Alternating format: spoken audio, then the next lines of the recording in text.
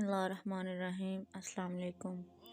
میں اس وقت 15 سال کی جب یہ واقعہ ہوا میرے ساتھ۔ اس دن میں گھر میں اکیلی تھی۔ امی ابو کسی شادی میں گئے ہوئے تھے اور مجھے شادیوں میں جانے کا بالکل شوق نہیں تھا، اسی لیے میرے بہت زیادہ اصرار کے بعد مجھے گھر پر اکیلے رہنے کی پرمیشن مل ہی گئی۔ خیر اب سب جا چکے تھے، میں صحن میں جھولے پر بیٹھی موبائل استعمال کر رہی تھی کہ اچانک میرے فون میں کچھ ہونے لگا۔ خود بخود فون آن آف ہو رہا تھا۔ یہ سلسلہ کافی دیر تک چلا۔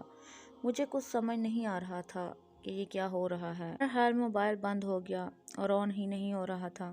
میں سمجھی کوئی ٹیکنیکل پرابلم ہو گئی۔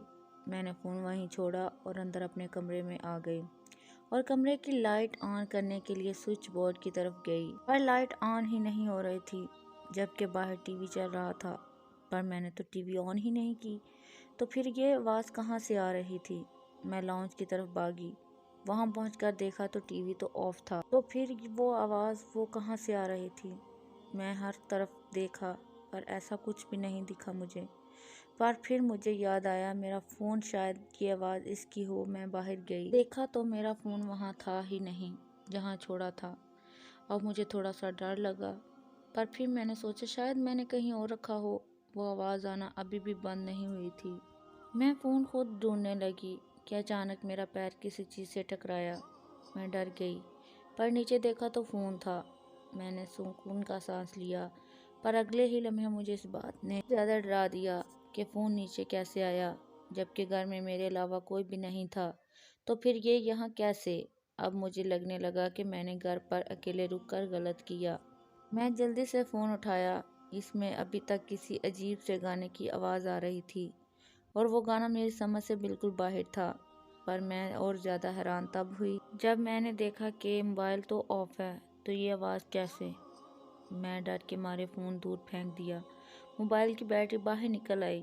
میں خوش ہو گئی کہ اب آواز نہیں آئے گی، پر مجھے بہت شرم لگا کہ ابھی بھی وہ گانا موبائل میں چل رہا ہے۔ نومبر کا مہینہ تھا، اس کے باوجود میں سینے میں پوری پانی ہو گئی تھی۔ میں بھاگتے واپس اندر آئی تو وہ جو لائٹ آن نہیں ہو رہی تھی اب آن تھی۔ میں بہت زیادہ ڈری ہوئی تھی اور ساتھ میں حیران بھی کہ یہ آخر میرے ساتھ ہو کیا رہا ہے۔ میں روم میں بند ہو گئی، دروازہ ٹھیک سے لاک کر دیا اور میں ڈری سہمی روم کے کونے میں بیٹھی رو رہی تھی اور امی کو بلا رہی تھی۔ کچھ دیر بعد مجھے کسی کے قدموں کی آہٹ سنائی دی۔ ایسا لگ رہا تھا جیسے کوئی میری روم کی طرف آ رہا ہو۔ میں خوف زدہ ہو گئی۔ میرے آنسو تھے، رکنے کا نام ہی نہیں لے رہے تھے۔